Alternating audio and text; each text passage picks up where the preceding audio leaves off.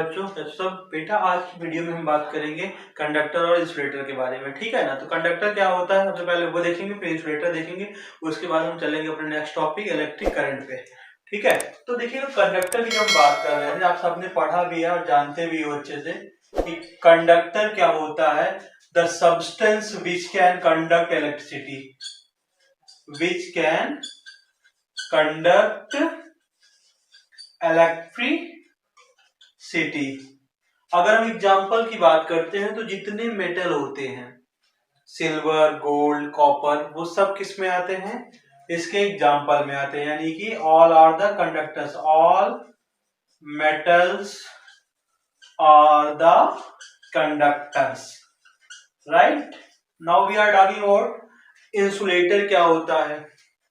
अब हम बात कर रहे हैं यहाँ पे आपका इंसुलेटर की। तो बेटा इंसुलेटर जो होता है which cannot conduct electricity, the substance which cannot conduct electricity,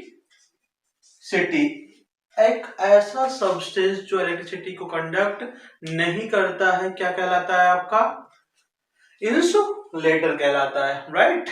और इसके एग्जांपल में आप ले सकते हो ग्लास, आपका रबर है, ठीक है, और आपके क्वार्ट्ज के क्रिस्टल्स आते हैं।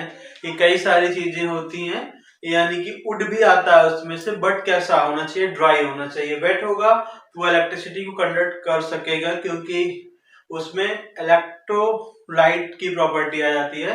आप आगे जब 11th क्लास में जाएंगे तो आप इलेक्ट्रोलाइट के बारे में पढ़ेंगे, क्यों जो गीली लकड़ी होती है वो इलेक्ट्रिसिटी को कंडक्ट करती है, ठीक है ना। अभी फिलहाल हम नॉर्मल बात कर रहे थे, तो आपका ग्लास हो गया, रबर हो गया, these are the examples of insulator. इसके बाद बेटा एक टॉपिक आपका इसमें और आता है कि टाइप ऑफ इलेक्ट्रिसिटी। हमने इलेक्ट्रिसिटी के बारे में अपने पहले वीडियो में देखा था और पढ़ा भी था।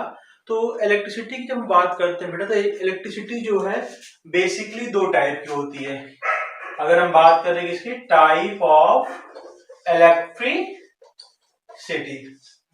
Here we have a two type of electricities. कौन कौन सी है बेटा आपके पास, एक है हमारे पास static and second would be the dynamic. तो हम बात करते हैं स्टैटिक इलेक्ट्रिसिटी की क्या होती है, उसके पहले हम देखेंगे डायनेमिक। सबसे पहले हम सेकंड देखेंगे डायनेमिक। आपको मालूम है डायनेमिक मतलब द थिंग्स विच मूव। तो यहाँ पे डायनेमिक इलेक्ट्रिसिटी है मतलब ऐसी इलेक्ट्रिसिटी जो कैसी होगी, आपकी मूवेबल होगी, मूव कर सकती है। यानी कि जो आपके घरों में इलेक्ट्रिसिटी आ रही है, लाइट आ रही है, वो कैसी है, मूवेबल है, मतलब वो चल रही है। तो वो मूवेबल इलेक्ट्रिसिटी जो होती है, जो हम लोग घरों में यूज करते हैं नॉर्मल, जो आपको देखने को मिलती है, वो सब किसके एग्जांपल हैं, all are the example of dynamic electricity, ठीक है ना। तो बात करते हैं स्टैटिक क्या होता है। अगर हम सिंपली डेफिनेशन कोई पूछता तो आप कर सकते हो, क्योंकि इलेक्ट्रिसिटी मतलब होता है कंडक्शन ऑफ चार्ज, ठीक है। तो यहाँ पे बात करते हैं the charge is in rest, the electricity in which the charge is in rest. इसमें चार्ज रेस्ट में होता है, और ये जो मूवेबल इसमें हमने लिखा था, यहाँ पे चार्ज किस में होता है, चार्ज हमारा बेटा मोशन में होता है, चार्ज मूव कर रहा होता है, और यहाँ पे चार्ज मूव नहीं कर रहा होता है। अब बात आती है कि ऐसा कौन सा एग्जांपल है, ऐसी कौन सी चीज है जहाँ पे चार्ज मूव नहीं करता है। हम आप सब ने उस चीज को देखा भी है और जानते भी हैं। एक बार मैं फिर से बता दे रहा हूँ, अगर नहीं जानते तो सुनिएगा। सर्दियों के मौसम में आप देखे होंगे जब हम लोग ब्लैंकेट को यूज करते हैं, ठीक है, यानी कि उसकी धूल को हटाने के लिए झटकते जब है, तो उसमें से कुछ चिट-चिट की आवाज आती है। अगर आप उसको अंधेरे में कर रहे हो तो उसमें कुछ चिंगारी टाइप का आपको देखने को मिलता है। किसी ने ऑब्जर्व किया होगा, किसी ने नहीं किया होगा।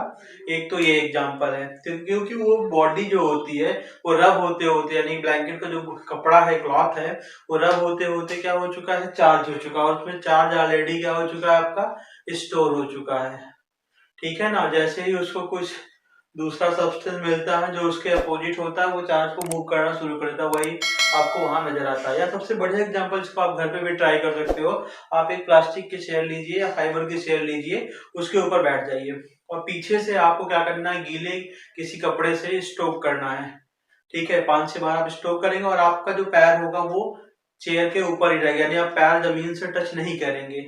और पीछे से किसी बंदे ने क्या किया, आपको स्ट्रोक किया 5-7 बार, आपको इन उस चेयर पे स्ट्रोक किया। तो उसके बाद फिर क्या देखते हो, जब दूसरा बंदा आपने स्ट्रोक, तो सबसे पहले क्या करना है, आपको एक चेयर लेनी है फाइबर की, उसके ऊपर बैठना है पैर ऊपर करके, एक गिली टॉवल देनी है किसी दूसरे बंदे को, वो क्या करेगा पीछे 2-3 बार चेयर पे आपके मारेगा। जैसे वो मारेगा 5-7 बार, फिर हट जाएगा वो, उसके बाद उसको फिर आना है आपको टच करना है, बट टच करने के पहले उसको अपने जो शूज होंगे या जो अपनी स्लीपर होगी उसको निकाल देना है।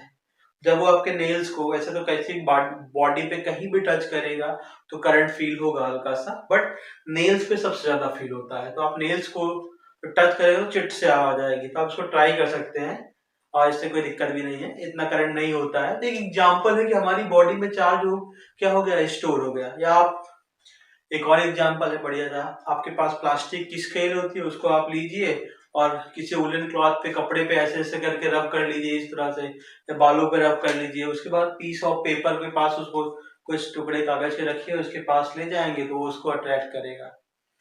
ठीक है, जब हम टाइप ऑफ चार्ज स्टार्टिंग पढ़े तो वहां हमने डिस्कस किया था इसके बारे में, इवोनाइट और ग्लास रॉड को कैसे हम चार्ज किए थे, कैसे चार्ज को कैटेगराइज किए थे पॉजिटिव में और निगेटिव में। तो उसी तरह क्या था, वो था एग्जाम्पल जो थे, वो स्केल जो आप रब करते हो वुलन क्लॉथ पे और उसके बाद वो कागज के टुकड़े को अट्रैक्ट कर रही है, वो किसका एग्जाम्पल हो जा रही है बेटा, वो एग्जाम्पल है आपका स्टैटिक चार्ज का। ओके, शायद आपको समझ में आ गया होगा। चलिए फिर हम लोग अपने चल रहे हैं नेक्स्ट टॉपिक पे, जो कि है इलेक्ट्रिक करंट। बट अभी हम बात कर रहे हैं इलेक्ट्रिक करंट की। तो इलेक्ट्रिक करंट क्या होता है, तो आप ऐसे इसको डिफाइन कर सकते हो, rate of flow of charge. क्या बोल सकते हो इनसे एक छोटे से वर्ड में, rate of flow of charge in unit time.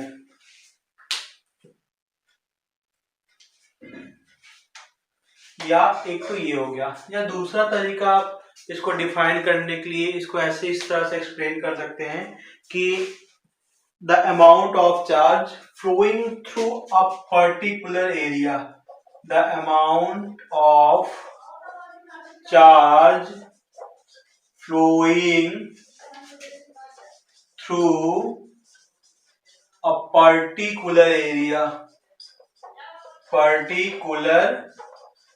area in unit time. मतलब एक यूनिट टाइम में एक पर्टिकुलर एरिया में जितना चार्ज फ्लो हो रहा है वो क्या कहलाता है, आपका करंट कहलाता है, जिसको हम आई से डिनोट करते हैं। तो फॉर्मूला हो जाता है I is equal to Q by T, और अगर आप चार्ज निकालेंगे तो Q is equal to I और टी आपने पढ़ा है, ठीक है ना। वैसे हम यहाँ पे बात कर रहे थे इलेक्ट्रिक करंट की, तो करंट क्या होता है, चार्ज पर यूनिट टाइम, और इसकी जो यूनिट होती है बेटा वो होती है एम्पियर। करंट को जो मेजर करते हैं वो किसमें भी मेजर करते हैं, एम्पियर, राइट। और जो डिवाइस होती है जिससे मेजर करते हैं चार्ज को, उसको बोलते हैं अमीटर। क्या बोलते हैं आप, अमीटर बोलते हैं, ठीक है ना। आपको आपके फिजिक्स लैब में देखने को मिल जाएगा एमीटर। ये एक ऐसी डिवाइस होती है, कुछ ऐसे बना होता है, आगे सुनिए, ये ग्लास यहाँ पे ऐसे, यहाँ पे पॉजिटिव और निगेटिव बने हुए थे रेड एंड ब्लैक, इसके अंदर आपको लिखा कुछ सिग्नल्स ऐसे दिखेंगे और देन आपको यहाँ पे ए लिखा हुआ मिल जाएगा। तो ये होता है एमीटर, इससे हम करंट को मेजर करते हैं, राइट। अब हम क्या करेंगे बेटा, इसके बाद हम लोग क्वेश्चन सॉल्व करेंगे, ठीक है ना। इस पे न्यूमेरिकल सॉल्व करेंगे, वो आप घर पे करिएगा, हम लोग नेक्स्ट टॉपिक को कवर करते हैं। आपने यहाँ से कितने फार्मूले देखे, एक तो Q I is equal to Q by T, दूसरा Q is equal to I T, और एक आपने प्रॉपर्टी ऑफ चार्ज में पढ़ा था क्यू इज इक्वल टू यानी, तो आई इज इक्वल टू अगर यहाँ बात करते हैं तो एन ई बाई टी, इन फॉर्मूले का यूज करके आप न्यूमेरिकल्स लगाएंगे। या हमारा जो दूसरा सेक्शन है वीडियोज का, जिसमें हम सिर्फ न्यूमेरिकल डिस्कस करते हैं, उसमें मैंने कई सारे क्वेश्चंस लगवा रखे हैं, उसका लिंक आपको डिस्क्रिप्शन में मिल जाएगा, या आई बटन पे आप जाके उसको पिक कर सकते हो और वहां से न्यूमेरिकल्स देख सकते हैं। ठीक है बच्चों, शायद आपको समझ में आया होगा, कोई डाउट हो तो आप कमेंट सेक्शन में बता सकते हैं, ठीक है ना। Thank you so much for watching. और जिन बच्चों ने अभी तक सब्सक्राइब नहीं किया चैनल को, उनको अगर अच्छा लगता है तो सब्सक्राइब कर सकते हैं।